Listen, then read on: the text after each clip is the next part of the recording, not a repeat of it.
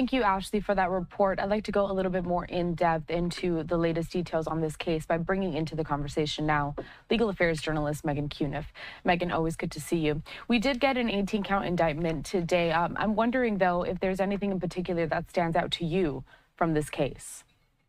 I think the fact that they're using this also as a catalyst to charge for a death that happened so many years ago, 5 years ago. It's the weight of an investigation into a celebrity's death has also brought charges for a death that happened a few years ago that I think some people might not have expected to see charges in a few years later. So I think that's unusual. And just the fact that they were able to bring charges on this and that really this is just one case of many drug related cases that the U.S. Attorney's Office in Los Angeles has been bringing recently. Meghann, I do want to bring up a tweet from you that you posted earlier today. You were actually at this press conference and you included there a photo saying that a few people were there as you guys were listening to what investigators had to say regarding Matthew Perry's death. Tell me, what was the sentiment and how did people react when they heard this, especially when we talk about such a beloved actor like Matthew Perry, to hear that 5 people were charged? What was it like in there?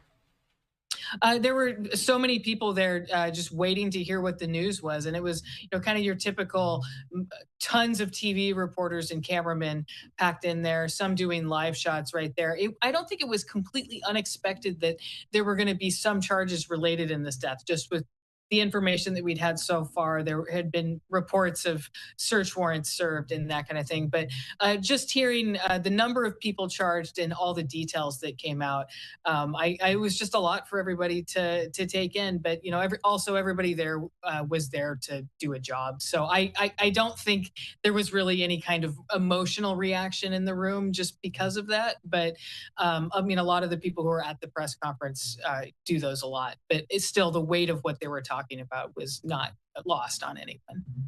I think that's a good point to segue to this next question that I do have for you. This investigation revealing this broad underground criminal network responsible for distributing the large quantities of ketamine to Matthew Perry. Now, you cover many cases over there in the Los Angeles area. Were you surprised to hear about this underground network? Is this something that is more so common and maybe less surprising to you as someone well-versed with covering legal affairs? Yeah, definitely not surprising. And I look back to my days when I reported for the Spokesman Review in Spokane, Washington, and its proximity to the Canadian border. And there's a federal courthouse right across the street from the newspaper. So I actually covered a lot of drug border cases. And we had a big case up there where Canadians were actually flying helicopters filled with drugs into northern Idaho or eastern Washington and exchanging it for drugs from Los Angeles. There was a cocaine, ecstasy, marijuana exchange going on, and it was rooted in Los Angeles and, of course, had roots in Mexico, too. So I was definitely aware of this kind of international drug trafficking that goes on. And I mean, of course, the idea that Los Angeles would be a hotbed for it, I don't think is lost on anyone. Now that we know that an indictment has been issued, 5 people charged, we know their charges going forward. And Meghann, we have had you on the program to speak about several cases that you are following, kind of how long it takes to get through the trial process and to get to a resolution, so to speak. Now, it's been almost a year since Matthew Perry died.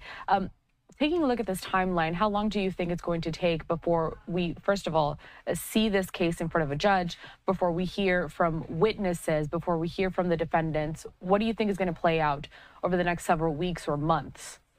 One thing that's significant is that 3 of the defendants have entered into plea deals. So that could affect the other 2 who were charged and actually appeared before a judge today and are right now in jail. One of them is jailed without bail, and the other has a $100,000 bail. So I think the 3 who've taken plea deals could be pretty weighty witnesses and also influence any kind of plea deal that might happen here. But I would definitely expect this to be, it could be at least a year before we see anything. It just depends on what the defendants want to do and if they see this as a trial ready case or if they're ready to perhaps do some kind of negotiation on this. But I think just given the weight of what they face and the charges that they face, it's likely this goes to trial, and just the unusual nature of the case too. I would expect to see more proceedings on this for sure. Kind of piggybacking on that last answer here, we do have a tweet from Nancy Dillon with Rolling Stone. The doctor charged with selling ketamine to Matthew Perry was released on a $100,000 bond. He is still allowed to keep practicing medicine, but must inform patients of his charges. Is that standard practice? I have not actually covered many cases involving doctors actively charged with crimes, but yeah, I am thinking to a doctor who is charged with overdosing patients in Orange County, and he still had his or his medical license, but I think that was a medical board issue, because the medical board and then the release conditions from the judge would be separate. But I do think that the judiciary might see the fact that his medical license is governed by a different board. Perhaps they would see that as a different issue that could have been addressed there. I imagine his defense counsel argued for that today. I didn't get a chance to go to the appearance today, but And Meghann, I did want to ask if in your recent memory you can recall perhaps a case with similar issues attached to it that could give us an insight into how this one with Matthew Perry may play out. I think the fact that it's a celebrity case is going to put so much more, many more eyeballs on this, and so forth. But I also think the fact that this office has a lot of, especially recent experience with prosecuting drug cases, and as somebody who tracks the daily docket for all the judges in LA and Orange County federal courts, I've seen a lot of trials recently, or in the last couple of years, involving fentanyl deaths and other overdose deaths. So I think the office definitely has the experience to take this to trial, and I would think that they would draw on that kind of experience prosecuting drug deaths like that, and be less concerned about any kind of celebrity aspect from this, or the fact that the victim here, or one of the victims here, was a celebrity. Meghann, finally, I want to leave you with the last words here. Maybe if you want to say something to our viewers that we haven't touched on yet, or something that you're particularly interested in while we continue to follow this case.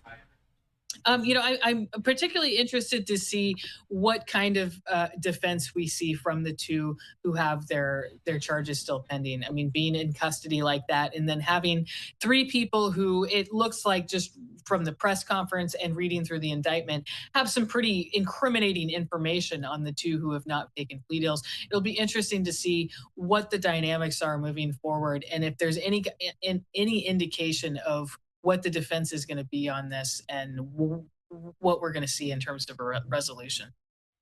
Meghann Cuniff, legal affairs journalist. Of course, this was breaking news that we got today. So still so many more questions than answers, but we look forward to checking in with you as we see how this develops. Take care. Thanks so much.